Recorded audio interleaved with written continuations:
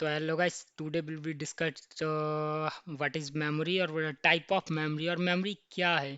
इसके बारे में हम एक लॉन्ग टाइप या फिर क्या कहते हैं डिटेल से जानकारी के लिए आज हम सीखते हैं कि मेमोरी क्या होती है और मेमोरी कैसे वर्क करती है, कितने टाइप ऑफ मेमोरी होती है।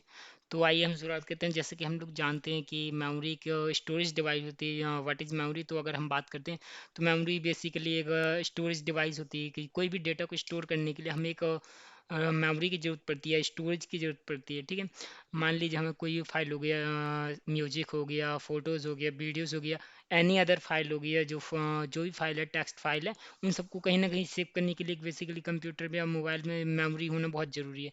अगर मेमोरी कम होगी तो हमारा सिस्टम भी क्या होगा, वो थोड़ा स्लो वर्क करेगा।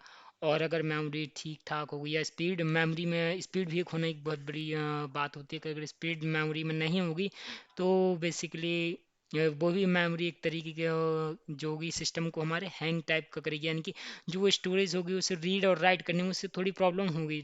तो टाइप ऑफ मेमोरी में हमने यहाँ भी पहले लेक्चर हम डिस्कस कर चुके हैं कि रैम जो होती है वो भी एक तरीके की मेमोरी होती है। उसमें डायनेमिकली जो भी डेटा स्टोर होता है वो डायनेमिकली होता था। तो अब हम आज जानते हैं कि ये जो इसके बाद सेकेंडरी मेमोरी आती है। हाँ, एक टाइप ऑफ मेमोरी में एक और मेमोरी जो रह गई थी वो एक रोम मेमोरी होती है। रोम आप जानते होंगे कि वो एक रीड ओनली मेमोरी होता है। जैसे कि आप लोग मदरबोर्ड देखते होंगे या मोबाइल सिस्टम देखते हैं ना, कि जब भी हम मोबाइल का फोन पावर जब ऑन करते हैं, सिस्टम का पावर ऑन करते हैं, तो उसमें एक ब्रांड का नेम आता है कि this is a Samsung brand या फिर एम आई ब्रांड या फिर अदर ब्रांड। जो भी ब्रांड वो अपना नाम शो करती है, मदरबोर्ड में नाम शो करते हैं। तो बेसिकली वो जो डेटा स्टोर होता है वो रोम में स्टोरेज किया जाता है, क्योंकि वो डेटा एक बार स्टोर कर देने के बाद उसे डिलीट करना बहुत ही मुश्किल। पहले तो जो पी रोम होती थी उसको जो प्राय ईरो ईपी रोम और रोम होती थी, वो रीड ओनली मेमोरी होती है, यानी कि वो खाली रीड कर सकता। तो इस इंफॉर्मेशन को एक बार नोट करने, उस पर राइट करने के बाद बाकी वो उसे डिलीट कभी नहीं कर सकते थे। फिर उसके बाद रोम में चेंजेस होते गए, तो फिर उसकी जगह programmable removable read only memory आया। फिर उसके बाद ईपी रोम आया, electronic programmable read only memory. फिर इसके बाद एक और मेमोरी आई जो हो गया इलेक्ट्रॉन वो erasable electronic programmable read only memory. ये टाइप ऑफ रोम आया जो कि स्टोरेज जो इसको अब दोबारा से, क्योंकि मुश्किल होती थी कि अगर कभी ब्रांड को अपना लोगो चेंज करना होगा या फिर कुछ चेंजेस करने हुए, जैसे नोकिया का भी एक लोगो होता था। कुछ वो देखते थे कि आप लोग के वो हाथ आमने से जैसे ही आप पावर ऑन करते थे तो दो हाथ आते थे आपस में मिलने के लिए, वो भी एक रूम में ही स्टोरेज होता था। लेकिन अगर कभी बाई चांस नोकिया ने जैसे अभी अपना लोगो चेंज किया, तो अगर वो पुराने फ़ोन में अगर करना चाहती थी तो वो रोम क्या होती, चेंज नहीं हो सकती थी। उसको अगर चेंज करना होता तो उसको मोबाइल से निकालना पड़ता या फिर कंप्यूटर से निकालना पड़ता, फिर जाकर उसे दोबारा प्रोग्राम किया जाता। लेकिन फिर उसके बाद इलेक्ट्रॉनिक मेमोरी आई और उसके बाद इरेजेबल, यानी कि जो होती क्या बोलते ऊपर से लेजर लाइट की टेक्नोलॉजी आई, तो उसके जो इलेक्ट्रॉनिक इरेज होने का जो काम हुआ उसको डाटा को दोबारा से राइट करने के लिए वो क्या हुआ कि वो इलेक्ट्रॉनिक कुछ सिस्टम के जरिए उसे इरेज किया जाने लगा। ठीक है ना, तो ये हो गया हमारा रोम। और अब इसके बाद आते हैं मैग्नेटिक स्टोरेज, जो सेकेंडरी मेमोरी में आता है, तो उसमें बहुत सारी स्टोरेज आती हैं। फर्स्ट तो हमारा आता है जो पहले से चला रहा है, कि आप लोग जानते होंगे, ये जो आप देख रहे हैं हार्ड डिस्क, एक मेरे पास भी है, ये देख सकते हैं। ये भी एक हार्ड डिस्क, या एक लैपटॉप हार्ड डिस्क है, और ऐसे ही सेम डेस्कटॉप या फिर और भी कंप्यूटर हो गया, लैपटॉप, टैबलेट, पुराने ज़माने के जो पॉम टॉप होते थे, बस वो भी सेम हार्ड डिस्क पर वर्क करते हैं। ये बेसिकली एक स्टोरेज डिवाइस, इसकी कैपेसिटी बहुत ज़्यादा होती है, लेकिन स्पीड इसकी आजकल के ज़माने में बहुत स्लो होती है, क्योंकि अभी जो होगा इसकी जगह SSD भी आ चुका है। और SSD में बहुत सारे टाइप होते हैं, NVMe आ चुका है, उनकी स्पीड से 10 गुना फास्ट और 15 to 20 गुना फास्ट होती है। तो बेसिकली वैसे तो अभी भी ये बहुत ज़्यादा यूज होता है, क्योंकि जो SSD है वो बहुत ज़्यादा कॉस्टली होती है। तो हार्ड डिस्क बेसिकली ये स्टोरेज डिवाइस है। और इसमें क्या, जो डेटा स्टोर होता है वो एनी टाइप, यानी कि GB में वो स्टोर होता है। पहले MB होता था, फ्लॉपी डिस्क आई थी जैसे, और मैग्नेटिक टेप भी थे, CD DVD भी थी, यहाँ पर आप देख सकते हैं। पेन ड्राइव, मेमोरी कार्ड, ये सारे storage device secondary storage device कहलाती हैं। तो जो फ्लॉपी डिस्क होती थी, एक तरीके की फ्लॉपी डिस्क भी होती थी, मैं आपको आगे दिखाऊंगा। और मैग्नेटिक टेप जो वो आप लोग जानते होंगे, पहले ज़माने में वो जो गाने आते होंगे आपने देखा होगा सीडी, उसमें दो रोल लगे हुए होते थे ब्लैक ब्लैक कलर के, आपने देखा होगा म्यूजिक सुनने के लिए। उस रोल में जो रोल करने पर जब उसे सेंसर से सेंस किया जाता था, उसमें गाने प्ले होते थे। और भी एक तरीके की सीडी होती थी जो बड़े टाइप में होती थी, उसमें जो वीडियो इमेज के रूप में स्टोर किया जाता था, यानी कि एक के बाद एक इमेज जब निकलती थी वहाँ से, तो वो वीडियो हमें प्ले करके दिखाई देता था। तो हार्ड डिस्क में जो अंदर के पार्ट होते हैं वो कुछ इस तरीके के पार्ट होते हैं। आप देख सकते हैं इस हार्ड डिस्क को, इसमें बहुत छोटे छोटे अंदर वो क्या बोलते हैं मैग्नेटिक टेप्स होते हैं, यानी कि जो सीडी होती है एक तरीके की राउंड, जो आपने सीडी दे प्लास्टिक का फाइबर सीडी देखी, उसी तरीके की एक मैग्नेटिक टेप होती है। तो इसमें टाइप ऑफ स्टोरेज, यानी कि स्टोरेज जितनी ज़्यादा होती है उतनी वो सीडी पहले लगाई जाती थी। लेकिन अब वो कुछ इस तरीके का कोडिंग या फिर समझ सकते हैं जो भी उसमें इंटीग्रेशन यानी कि सुधार हुआ है, तो उसमें एक ही सीडी में बहुत सारा डेटा स्टोर हो जाता है। लेकिन जो पहले डेटा स्टोर होता था, वो क्या होता था कि उसमें बहुत कम स्टोर रहा, 18 GB, 120 GB, फिर 32 GB ऐसे स्टोर है। तो आपको अभी मैं बताता हूँ कि स्टोरेज भी एनी टाइप में होती है। स्टोरेज भी अन्य टाइप में होती है। तो स्टोरेज को हम जैसे समझते हैं कि MB तो मेगाबाइट हो गया, मेगाबाइट के बाद होगा टीवी, GB हो जाएगा गीगाबाइट, फिर उसके बाद हो जाएगा टीवी टेराबाइट। ये टाइप ऑफ स्टोरेज आती गई है।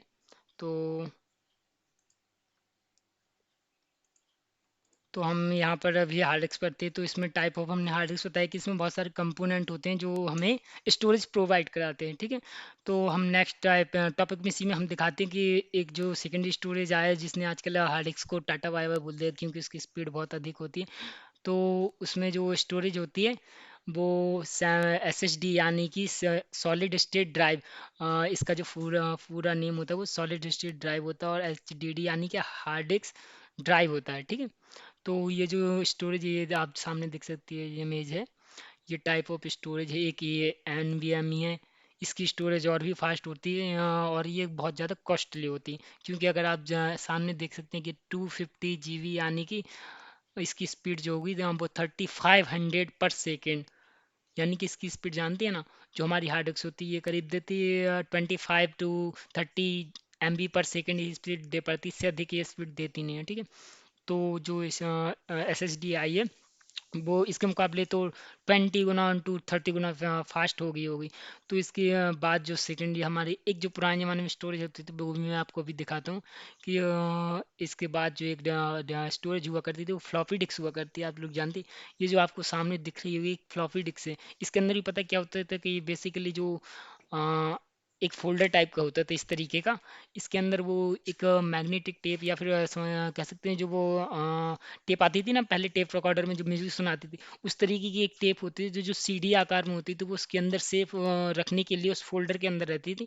और जब भी उसे प्ले करना होता तो उसके अंदर ये जो स्टील की मैग्नेट ये दिख रही है आपको, ये स्लाइड जैसे उसके अंदर जाती तो ये स्लाइड हो जाती थी, उसके अंदर जो मैग्नेटिक वो दिखने लगती थी। ये जो सामने दिख रही है इसकी टेप, इसको चलाने के लिए एक DVD राइटर होता था। DVD राइटर मेरे पास शायद कभी पड़ा होगा, तो मैं आपको कभी दिखाऊंगा या फिर इमेज दे दूंगा डिस्क्रिप्शन में कभी, तो आप उसकी इमेज देख सकते हैं। लेकिन शायद मुश्किल अभी इसके इंटरनेट पर छू, हाँ ये जो सामने दिख रही है, ये जो इसे प्ले करने के लिए CD ड्राइव होती थी, इसको इसके अंदर इसे इंसर्ट करते थे, और ये इसको अंदर अपने अंदर CD ड्राइव की तरह मतलब उसे खींच लेता था और वहाँ पर जाके इंसर्ट हो जाती थी। और फिर हमें, लेकिन इसकी स्टोरेज बहुत ज़्यादा कम थी, जैसे कि आप जानते होंगे कि इसकी स्टोरेज 4 MB या फिर क्या बोलते हैं 4 MB 5 MB इससे ज़्यादा नहीं होती थी। और इसी चक्कर में से क्या बोलते हैं ज़्यादा टाइम यूज नहीं हुआ और इसका बहुत जल्दी जो चलन था वो ख़त्म हो गया। और पहले के ज़माने में जो स्टोरेज, सबसे पहले जो स्टोरेज आई थी तो बहुत बढ़िया स्टोरेज हुआ करती है। मैं आपको सर्च करके दिखाता हूँ कि जो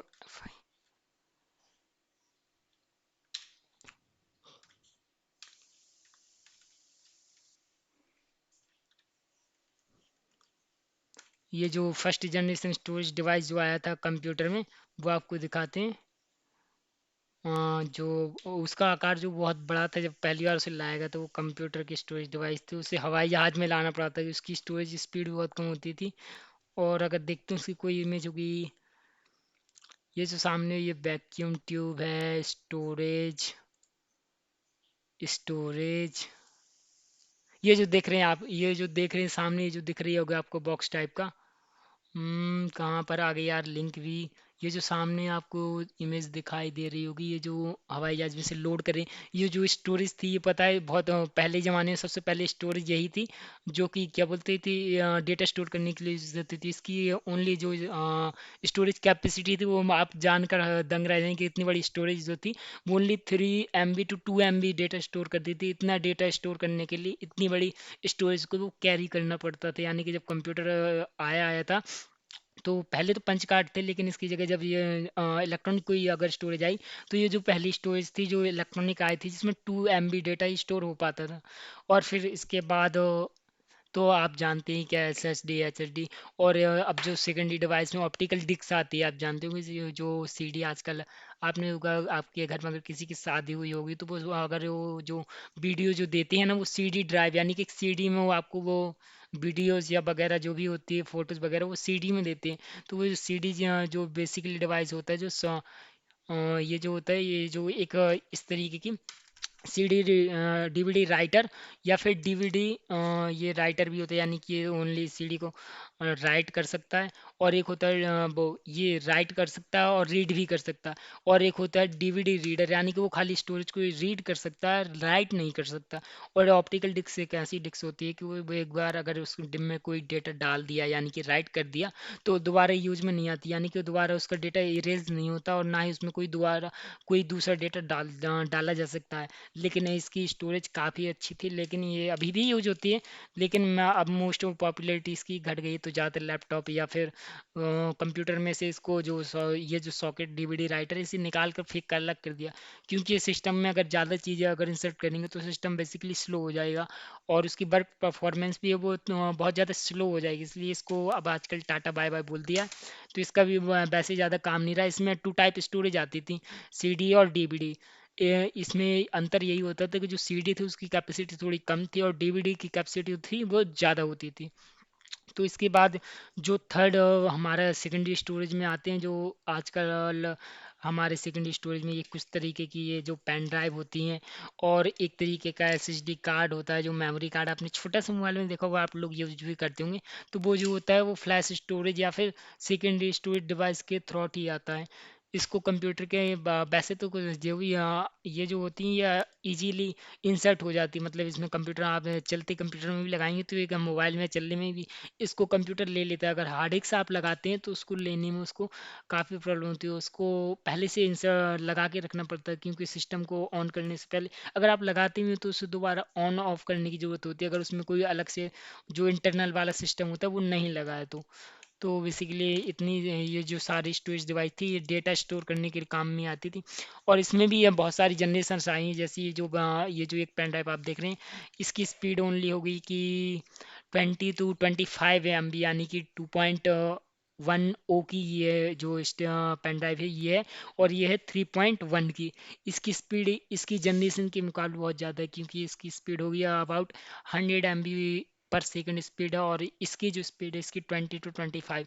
तो इसमें ही बहुत ज़्यादा फ़र्क पड़ता है। ये जो हमारे पास पहले रैम भी थी, ये भी स्टोरेज डिवाइस होती है, लेकिन ये डायनेमिकली डेटा स्टोर करती है। तो इसका जो डेटा होता है वो तो बेसिकली आप सभी लोग जानते हैं कि जैसे ही हमारा सिस्टम लाइट कट करता है या जैसे ही होता है, तो जो हमारा जो भी किया हुआ काम होता है, वो इसमें जो होता है वो इरेज होता है, वो हमारे किसी काम का नहीं रह जाता। उसको अगर हम दोबारा सिस्टम चालू करेंगे, तो वो डेटा हमें जो दोबारा रिकवर नहीं कर पाएगा और मिल नहीं पाएगा। लेकिन अगर इन डिवाइस में या इस किसी भी डिवाइस में अगर हम कोई डेटा स्टोर करते हैं, तो वो हम जब चाहें लाइफ टाइम वो तब हमें वो डेटा देख सकते हैं, या रीड और राइट कहीं भी कर सकते हैं, कॉपी भी कर सकते हैं। इसमें कोई भी डेटा स्टोर कर सकते हैं लंबे समय के लिए। तो basically is a storage device. तो आप लोग समझ ही गए होंगे कि जो स्टोरेज डिवाइस है वो किस तरीके से काम करती है, और कितने टाइप ऑफ डिवाइस होते हैं, और क्या स्टोरेज करने की कैपेसिटी है। और अगर स्टोरेज को मैं आपको अगर चार्ट में दिखाऊं, तो स्टोरेज का अगर देखते हैं, अगर आपको चार्ट मिल जाएगा।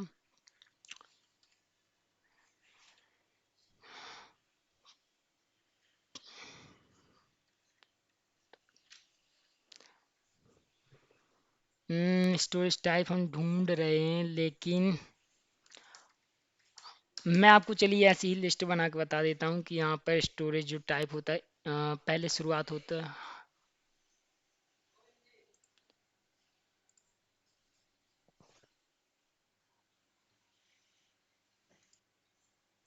तो जो हमने स्टोरेज डिवाइस हमने देखा, और अभी मैं आपको बिट बताने वाला था कि टाइप ऑफ स्टोरेज में क्या होता है।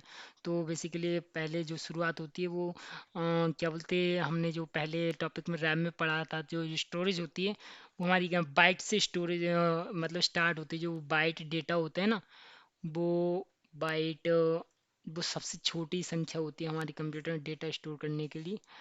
तो बाइट मैं आपको दिखाता हूँ बाइट में क्या होता है। तो कंप्यूटर में बाइट का क्या होता है, बाइट।